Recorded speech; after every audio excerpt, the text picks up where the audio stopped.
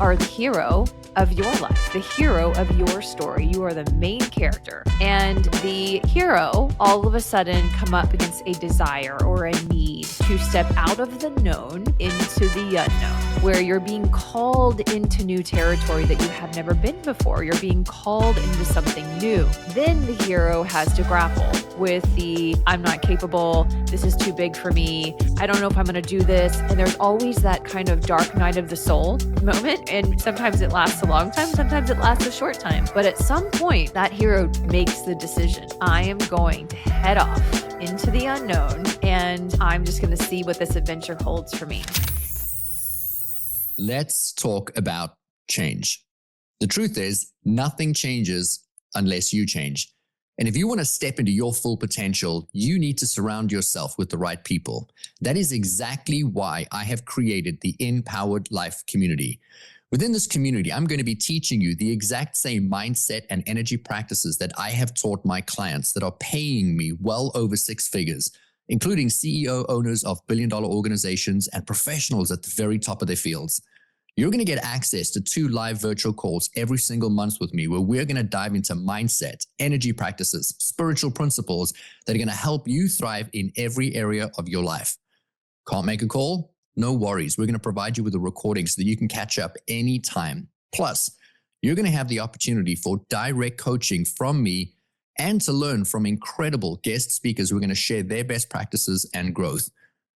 Remember, you become the people that you spend the most time with. So why not spend time within a community that is going to elevate you and your life? For an introductory $499, you're going to get a full year of support and coaching alongside high performers who are committed to expanding their careers, their growth, their finances, and to elevate their overall quality of life. Just click the link in the show notes or log into rudiriekstins.com to lock in your spot and start your transformation today. Welcome to the InPowered Life Podcast, a space dedicated to spreading the message that you have the power within to create everything you seek. So if you're ready to enroll in a new kind of higher learning, the kind that leads to true personal freedom, then hang here with us. We're your hosts, Rudi and Anniston Riekstins, and this is the InPowered Life. Welcome to the InPowered Life Podcast. You're joined by Rudi and Anniston Riekstins, and I want today's episode to be an extension of a conversation that Anniston and I had when we were going on our Miracle Monday walk last week. We were walking down to the water, and we live in Wilmington, North Carolina, and we love walking onto this one island that has these beautiful mansions, and we're always in a state of just creating that we're going to have one of these waterfront homes one day, and love the peace and the serenity, and it has become a ritual for us. And I remember walking down onto the island and absorbing the energy of the environment and having the deep conversations that we do. And then we started walking back, and I turned to Anniston and I said to her, you know, to be really successful is actually really, really easy. And she said, I'm sorry, what? Like, where did that come from? Because we were talking about something completely different a moment before. And I said to her, you know, I've just been in my head a lot about this topic. And I just realized that for the longest time, I thought that to be a successful speaker or to be a successful author or to be a successful business person, you know, that there was a tremendous amount of luck and that it was for the select few and that you had to work really hard and that, you know, there was all these associations I had with creating something and achieving something. And I had that realization that past week, success is easy. And to achieve anything and everything that you want is actually easy if you understand the formula. I think that one of the core fears that we hold as humans is a fear of failure. And what we were talking about on that walk, which was so interesting, was, you know, Rudi had we just kind of come through a season of him just taking action. Like, it wasn't perfect action.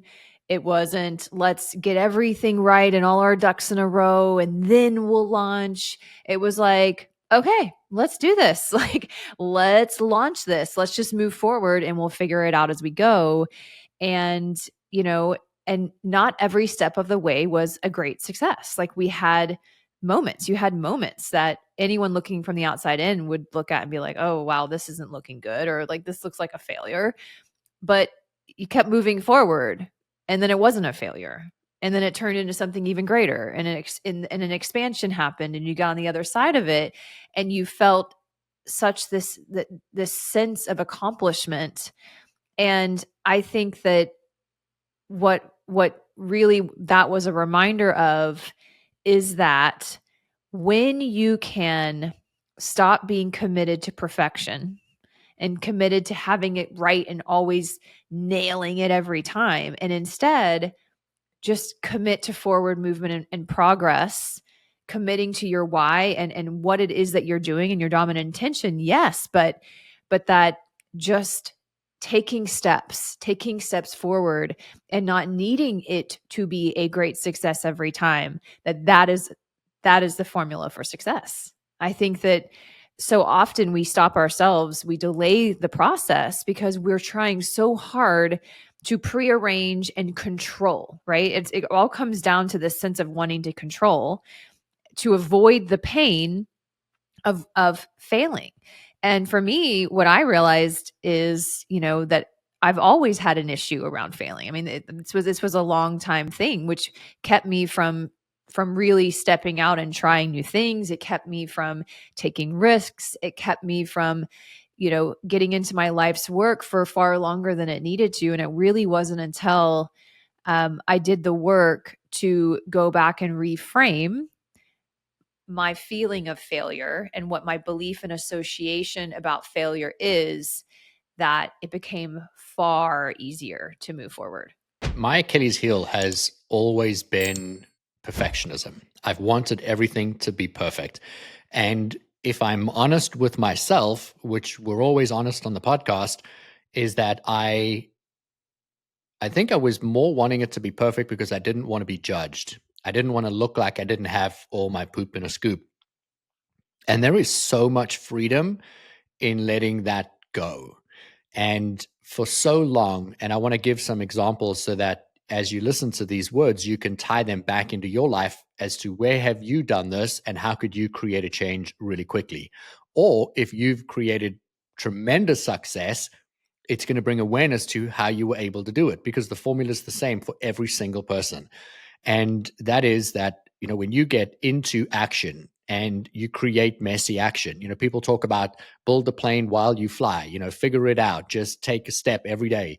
There's even been, studies in business where when people take inaction, so they fail to make a decision to move forward, that it costs them significantly more money in the business than it does if they make the wrong decision up to, and I think it was 3 times. So meaning they failed 3 times before they got it right, they will actually make more money than the people that sit back and wait and think and procrastinate and double check and triple check and redo the deck and, change the font.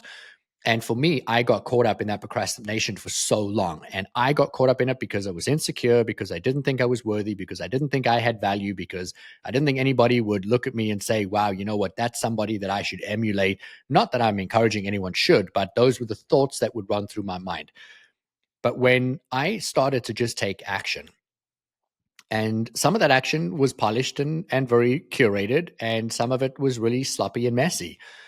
Recently, what spurred this conversation was Anniston and I talking about wanting to create greater impact. And then we decided I wanted to launch a community, and I had never had a community coaching program before. And so we just decided, you know what, let's do a launch. And it was again on one of these miracle walks that we do. We came home, and that happened to be on a Friday. We came home on that Friday, and Saturday morning, I started having the website built out for the community. By Monday morning, we had a full-blown community website.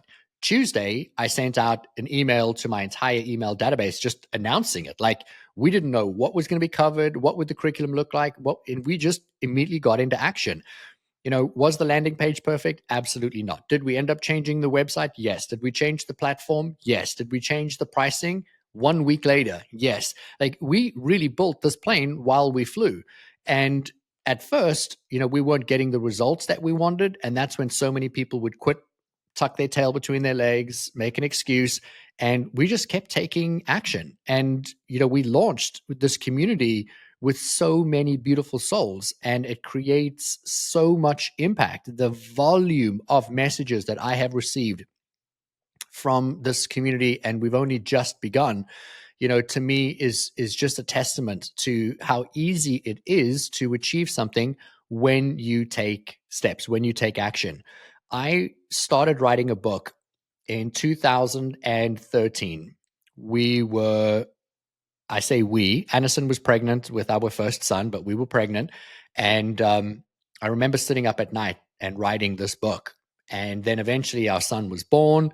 He was super colicky and needy and wouldn't sleep and just needed so much time and attention.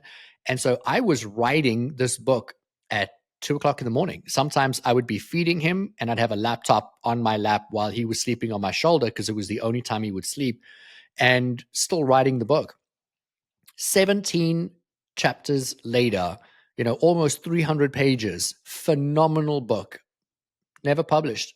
I never did anything with it because I kept saying to myself, oh, but I haven't got the finished chapter, which is where I've achieved something great and it now validates everything that's in the book. So the book just sat there and eventually got deleted. 4 years later, I sat with that feeling like, God, man, I want to write this book. So I started all over again because I was a new person in a new place and the old book didn't resonate, which was why I deleted it, and started the process again. Never finished that book. Anniston, a year and a half, 2 years ago, sat down and said, I'm going to write a book, wrote the book, and then went on and looked for a publisher and then found a publisher. And then the publishing process takes almost a year. And so within 2 years, she birthed this book. On day one, she reached number one on Amazon, which is the single biggest bookseller in the world. And she was number one almost immediately. I mean, within hours she was. And I sat back looking at that thinking, wow, all she did was put one foot in front of the other and look at the difference of the result that she created on that topic versus what I created on that topic. When we started the community, one foot in front of the other, and we were just able to take messy action. So bringing it back to the walk, I remember sitting, in myself in that moment and having that realization, wow, people that are very, very successful, the difference between them and people that are not successful is just taking action. Are they taking action? And the answer to that question is yes. All right. I want to give you an analogy, or for the benefit of our listeners, because I love a good metaphor. And Rudi knows this about me. I'm always coming to him with these metaphors for ways to explain, spiritual concepts in a way that I feel like we can all understand. So I want you to imagine that you get in your car, right? And you input the destination that you want to go to. So you've got a plan, you know where you want to go, you know where you want to be.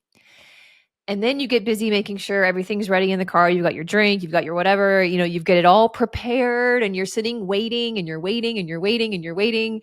But at some point, in order to get there, you've got to put your foot on the accelerator. You actually have to start moving, like moving forward. Otherwise, all the planning and preparation, none of it will matter.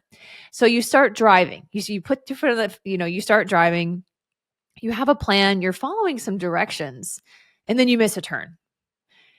Well, I don't know about you, but I have yet to be in a car with a GPS that starts yelling at me and be like, I can't believe you messed up. I can't believe you took the wrong turn, like just completely, screaming at me and making me feel horrible. Instead, it just immediately says rerouting, right? And it gives you another way to get there. It just reroutes you to the next best possible, quickest, most efficient, traffic-free route to your destination.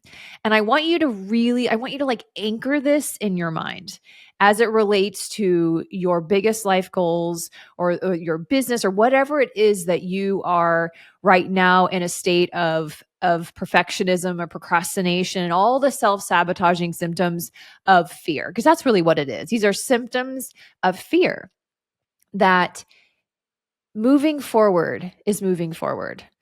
And you can't get it wrong, because guess what? There will always be another way.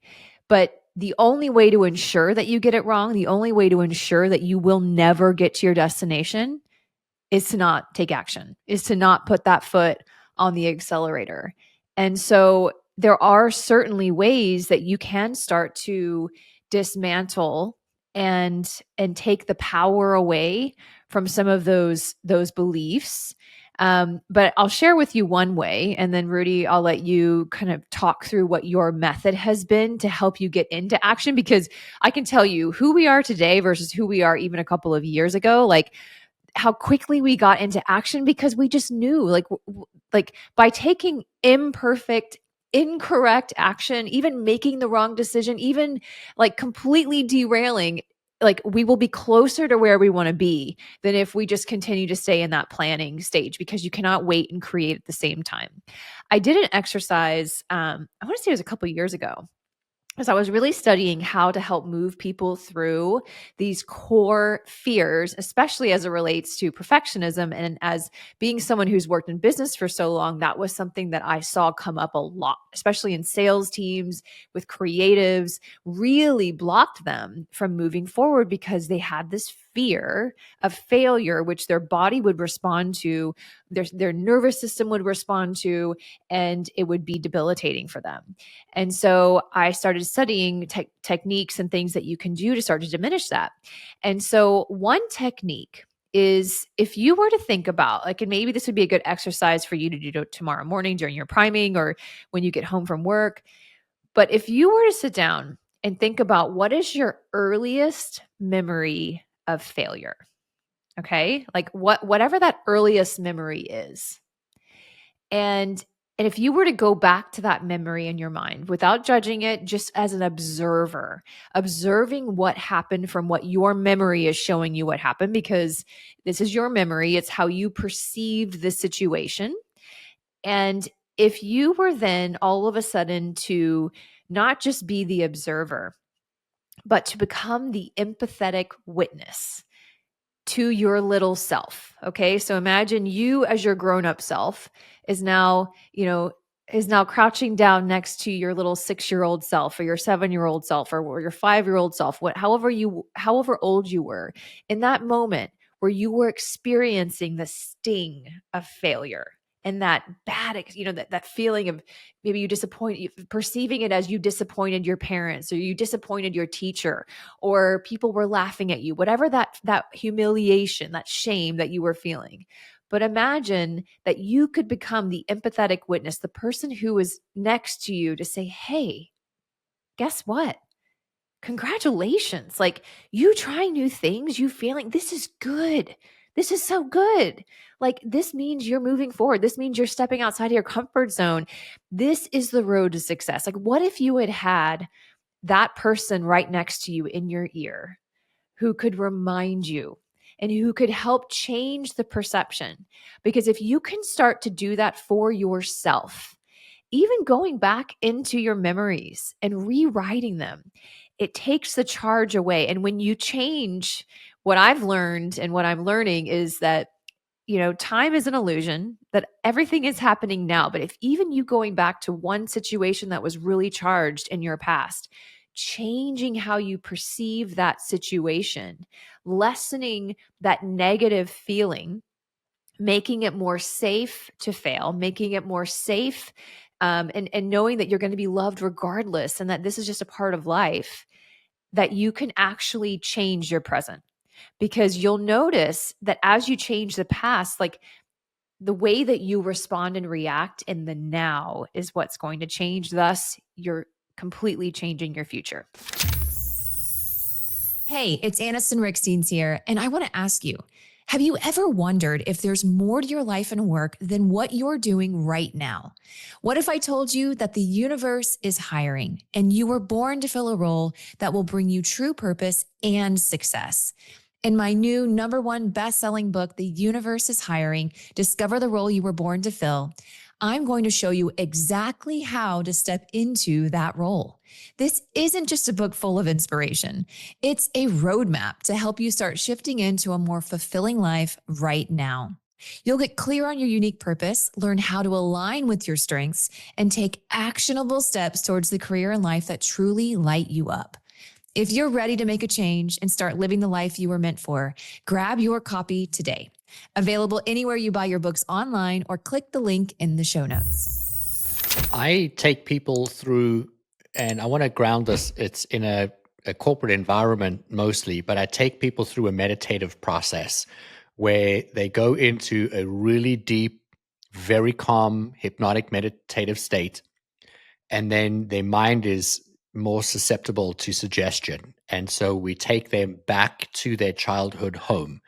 And they have no idea where we're going and what we're doing. So they're just in this immersive experience, breathing in and breathing out, breathing in, breathing out. And then it's like, I want you to see at the sound of the bell, you're home. Ding. And then their mind shows them their home. And it's like, and you are 6, 7 years old and you're walking to your bedroom and the door's closed and you put your hand on the door handle. Ding, and they see the door. And then it's like, and now on the count of 3, I want you to open the door. And as you open the door, I want you to see your 6, 7-year-old self sitting in the room playing on the floor.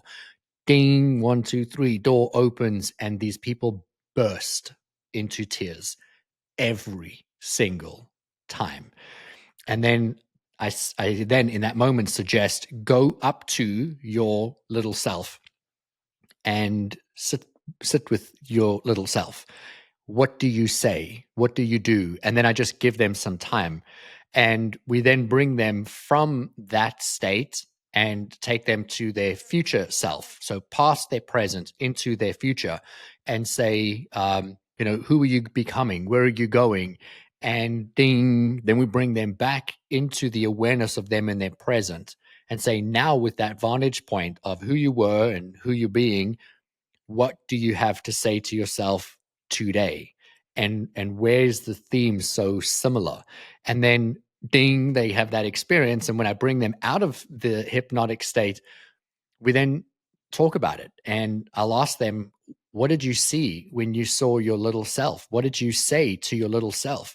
And the tears come and the emotion comes and they say, and I'm talking men and women alike, just having this moment where they'll sit there and they just say, gosh, I had so much compassion for my little self.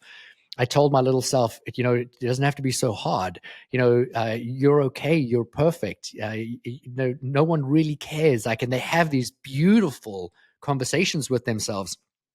And then I asked them, what was similar about your present self? And they say, wow, I need the same conversation still today. I'm too hard on myself. I quit too easily. And it's the same dialogue that they were having with their little version of themselves. And I thought of that when you were speaking, Anniston, because it took me right back to so many of these engagements where I see people having that realization that, they are too hard on themselves, or they don't give themselves enough grace, or they quit too easily, or they don't believe they're good enough, or they don't believe that they're worthy. And it stops so many of us from taking committed action. I had gone through an experience very similar. And when I saw my little self, it's like I got down on my hands and knees, and there was little Rudy sitting in his little red shorts that were too tight for him, and his little polo shirt, and playing with his Legos on the floor. And his heart was so sore and he was so sad and he just didn't feel like he was good enough and worthy.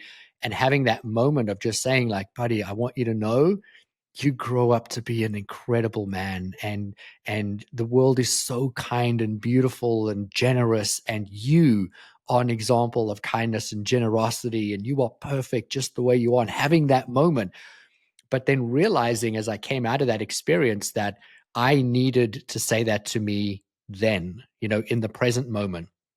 And I hadn't been given that opportunity to do it then. So I created that for me after. And that is why I bring that into my practice today. But Anniston, you asked the question, how do people do something like this for themselves? How do they move themselves forward to be Well, able actually, to? before you answer that, because I'm like dying over here, I'm about to laugh because you're probably not going to appreciate what I'm about to say. Because I have a tendency to do this and like add things onto your to-do list.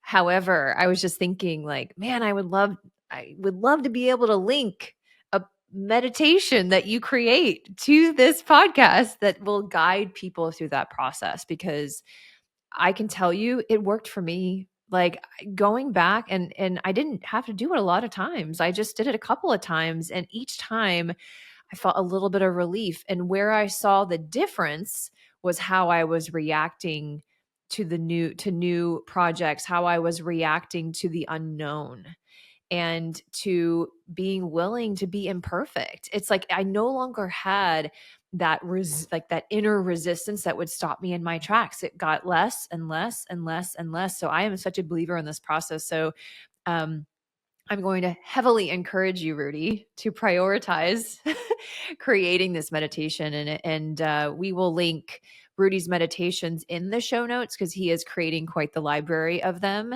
But we will make sure to get something created for you, I think, based on this content and this topic, because it can be that easy. It really doesn't have to be a long, hard healing process. It can be really fast. Sorry. So go ahead. And So you're welcome for adding to your to-do list.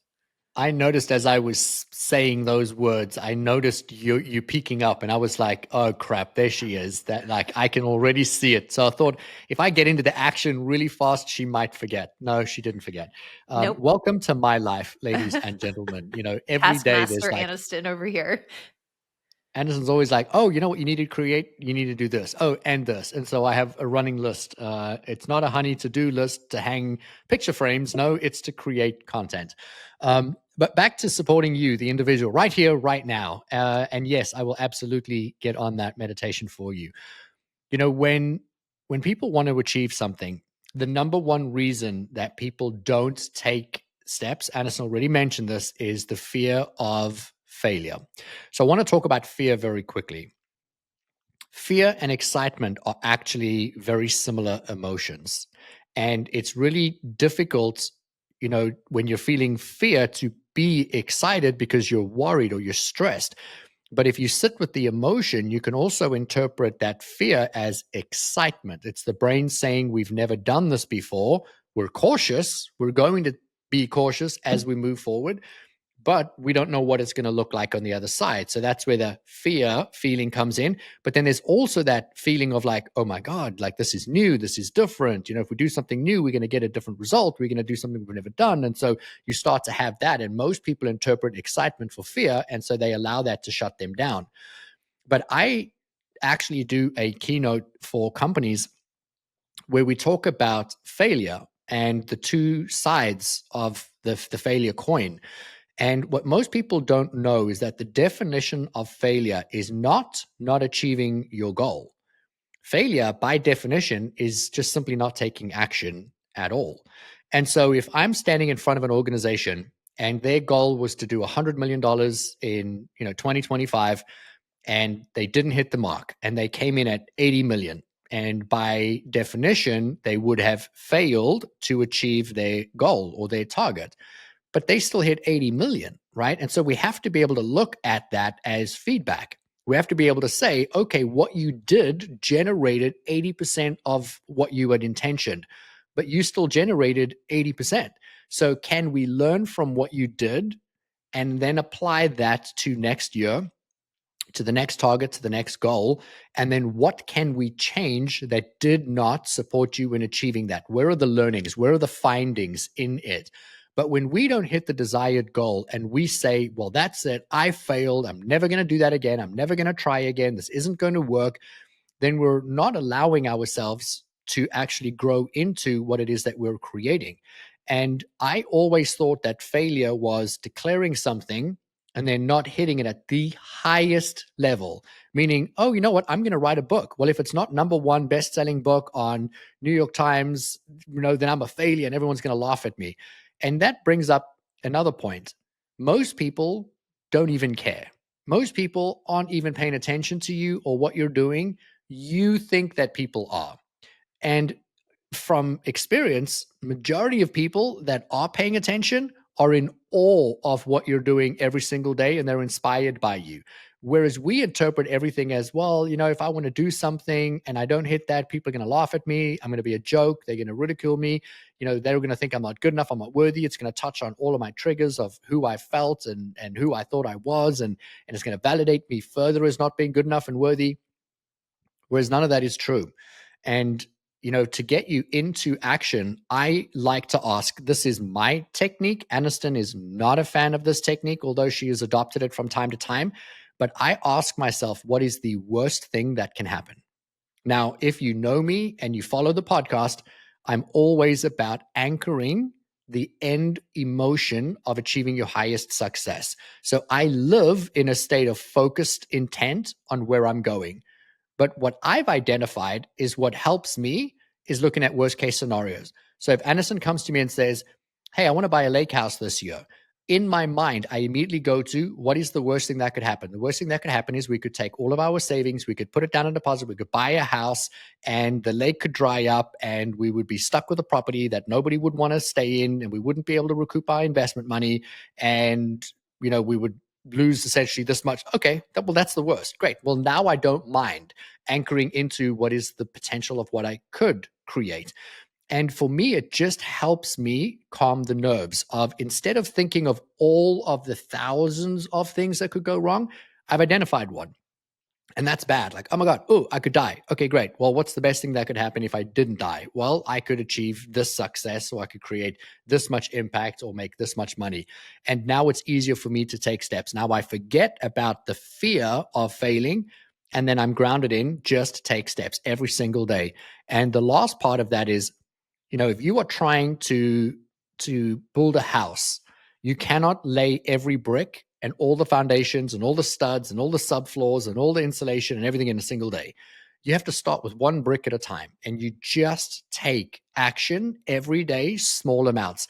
Anniston has a whiteboard in her office that is directly in front of her desk.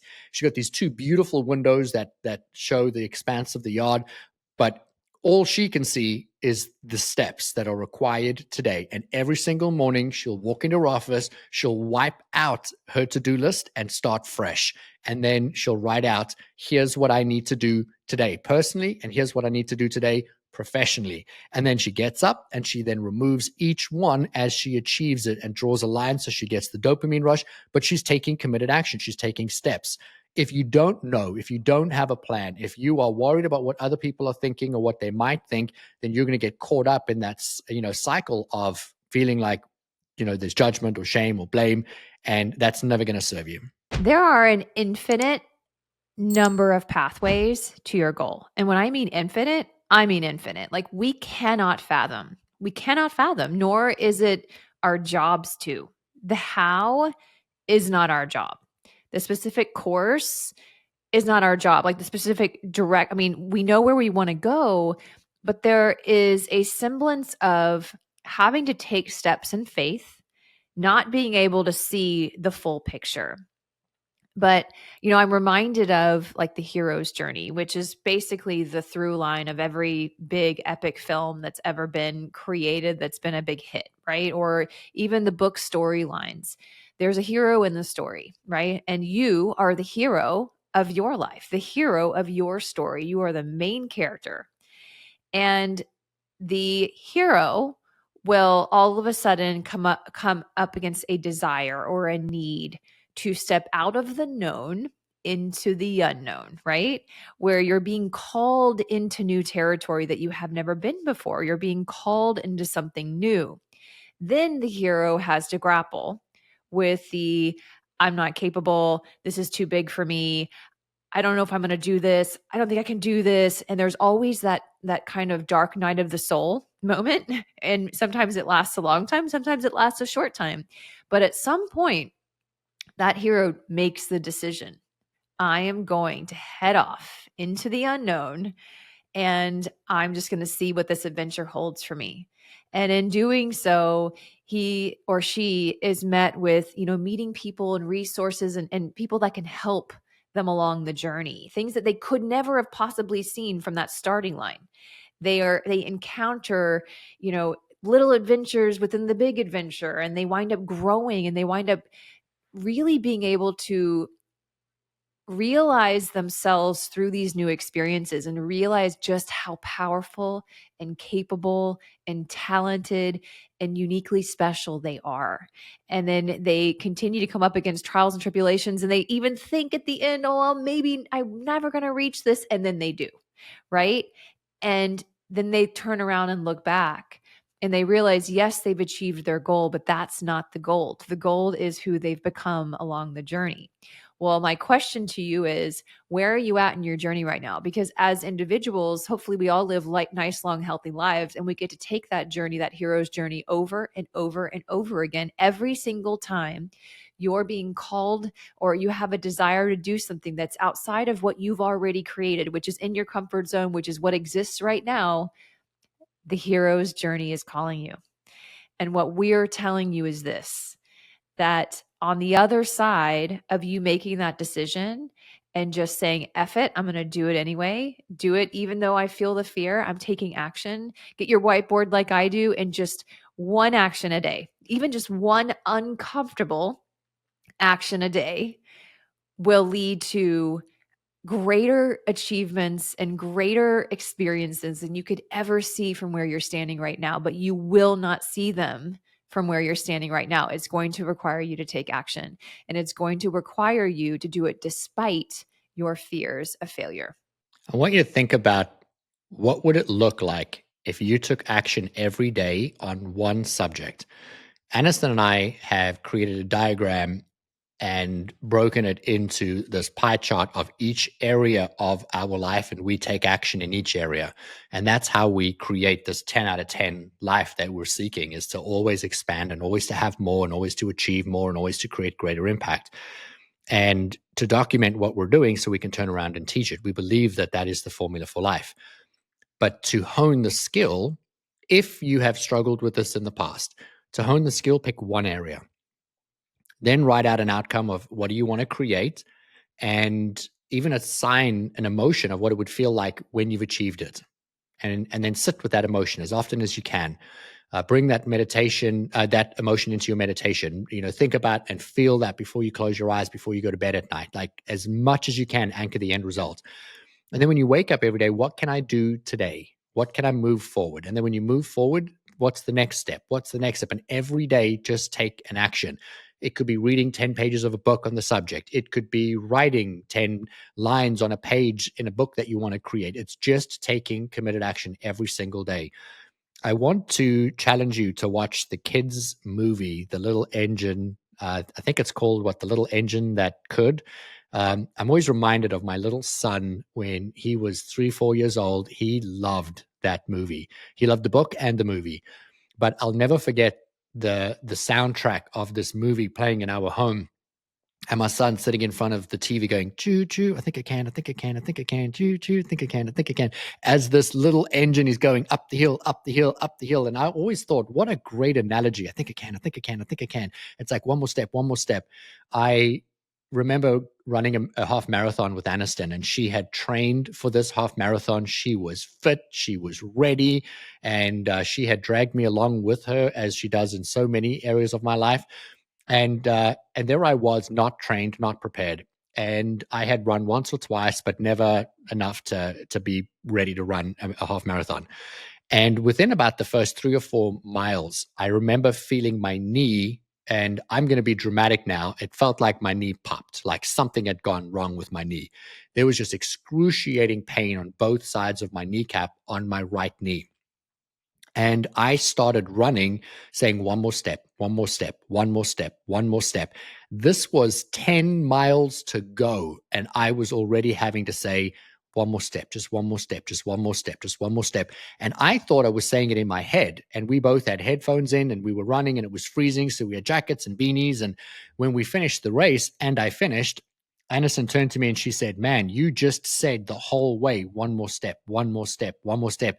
And that was the first time I realized I was saying it out loud. But I was able to finish the race, and I was very dramatic because there was nothing wrong with my knee the next day. But in that moment, I almost gave up because it felt like the task was too big. We had 10 miles to go. My knee was hurting. There was no way I was going to finish, but I didn't commit in that moment to finishing the race. I committed to one more step, and then another step, and then another step, and then another step. And I think about that race so often because my two kids were standing with my in-laws at the finish line as mommy and daddy ran over the finish line around the 2-hour mark. And I remember seeing the look on their faces where they were just so proud of their parents. And again, 4 and 5 years old, but that we did this with all these people. And I remember thinking, man, I almost gave up that end result because after 3 miles, I hit a little bit of resistance. I think I can. I think I can. I think I can. One more step. One more step. Where can you think you can and take one more step? We always love to ground in every ending of every episode that there is a valuable lesson in it for you. And I hope that you, more than remembering that you've come here to do something really big and profound in the world, that you take committed action towards what it is that you want to have, be, do, and achieve. Success is very easy. It really is. When you do the work, you just have to every day put in a step, one more step in the direction of where you're going. And when you're missing the mark, when you're not hitting the outcome, that's not failure. Failure would have been sitting on the couch, drinking a box of red wine, watching a tiger show during COVID and not doing anything, as so many people did. But if you were to wake up and start taking action towards your dreams, you're going to turn around one day and say, how did I create the life that I'm living? We want to thank you for spending some time with us on the InPowered Life Podcast. Thank you for making this one of the top rated shows on iTunes. We love you. We appreciate you. Please share this episode with anybody that you think might resonate with this message, and rate and review as it helps us reach more audiences. We look forward to catching you in the next episode of the InPowered Life Podcast. We love you guys. Goodbye. If you enjoyed this episode, please subscribe so you don't miss out on future content. And we would love your support in leaving us a review wherever you listen to your podcasts. Make sure to check the show notes for more information on how you can find us online and on Instagram. Now go create an amazing day for yourself, and we'll see you again soon.